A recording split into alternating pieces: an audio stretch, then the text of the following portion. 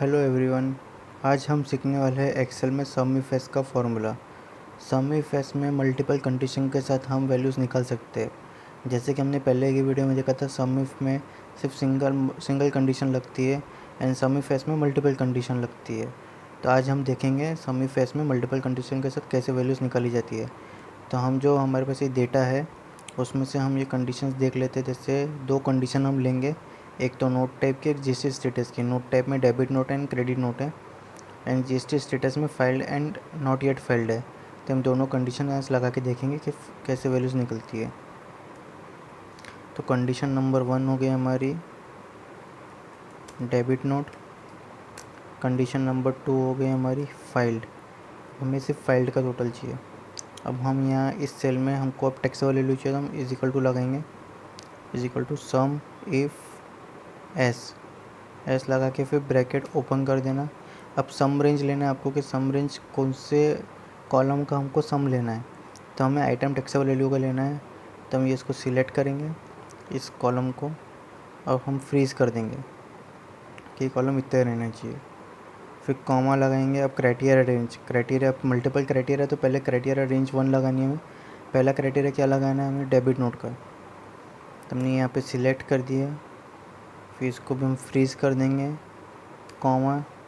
अब ये हमको यहाँ पे डेबिट नोट चाहिए, तो हम डेबिट नोट पे सेल पे सिलेक्ट कर लिया यहाँ पे।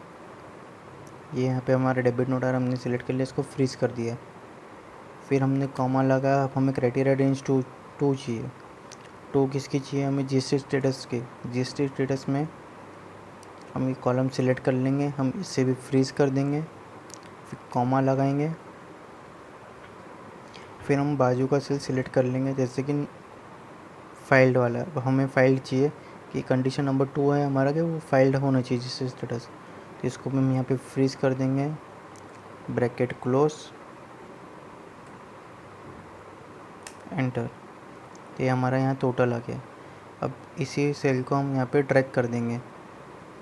अब आप देख रहे होंगे कि सब में सेम वैल्यूज़ आ रही है। इसको हमको कॉलम विड्थ को चेंज करने के लिए ऑल्ट HOI करेंगे, तो सेल में फिट हो जाएगा। अब आप देख रहे हो कि सब में सेम वैल्यू आ रही है, IC एंड S में भी। क्यों? क्योंकि हमने यहाँ पे सम रेंज को फ्रीज़ करके रखा है। तो हम इसे 3 बार अनफ्रीज़ करेंगे। 3 बार F4 दबाना आपको, 1 2 3। सेम सेकंड साइड में भी 1 2 3। अब हम फिर से इसको ड्रैग करेंगे, तब देख सकते हो यहाँ पे वैल्यूज़ पुट हो गई हमारी। अभी आपको क्रॉस वेरीफाई करने के लिए अब क्या करना है, यहाँ पे फ़िल्टर लगाना। फ़िल्टर करने के लिए control shift and side arrow की दबाना, फिर डाउन एरो की। तो टोटल एरिया हमारा सिलेक्ट होगा, जो भी हमारा टेबल था। फिर फ़िल्टर लगाने के लिए ऑल्ट DFF, शॉर्टकट की है फ़िल्टर लगाने के लिए ऑल्ट DFF। अब हम इसमें देखेंगे हमने क्या क्या कंडीशन लगाई थी, डेबिट नोट और फाइल्ड वाली। तो पहला कंडीशन हम यहाँ से ले लेंगे डेबिट नोट। सेकंड कंडीशन ले लेंगे हम फाइल्ड का। तो फाइल्ड हम सिलेक्ट करेंगे, तो हम यहाँ पे वैल्यूज़ देखेंगे 1261355। यहाँ पे हमारा सम आ रहा है 1261355। अब हम देखेंगे हमारा वैल्यू यहाँ पे सेम आ रहा है 1261355। सेम ऐसे हम IGST भी एक बार क्रॉस चेक कर लेते हैं, 1575 ठीक है, ये भी हमारा करेक्ट है। CGST हमारा है 327941।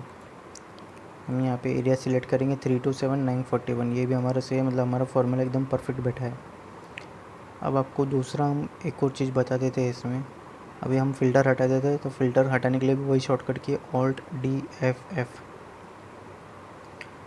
अब जैसे कि यहाँ पे हमने सेल की रेंज दे रखी है कि कौन से सेल का हमको वैल्यूज़ चाहिए और कौन से सेल का क्राइटेरिया चाहिए। अब जैसे कि अब यहाँ पे क्रेडिट नोट लिखोगे, तो यहाँ पे वैल्यूज़ जो आएंगे सिर्फ क्रेडिट नोट के आ जाएंगे। तो सारी वैल्यूज़ यहाँ पे आपकी चेंज हो गई। टैक्सेबल ले लो IGST and CGST and SGST। Same ऐसा अगर मैं यहाँ पे नॉट येट फाइल्ड लिख दूँगा, तो ये वैल्यूज़ और चेंज हो जाएंगे। मतलब जिस रिटर्न फाइल नहीं हुए जिसके, वो यहाँ पे नॉट फाइल्ड में आ जाएंगे। सेम वैसे अगर मैं यहाँ पे फिर से इसको डेबिट नोट में कन्वर्ट कर दूँ, तो हमारी वैल्यूज़ चेंज हो गई। इतने जो डेबिट नोट है जो फाइल नहीं हुए, उसकी वैल्यू इतनी है।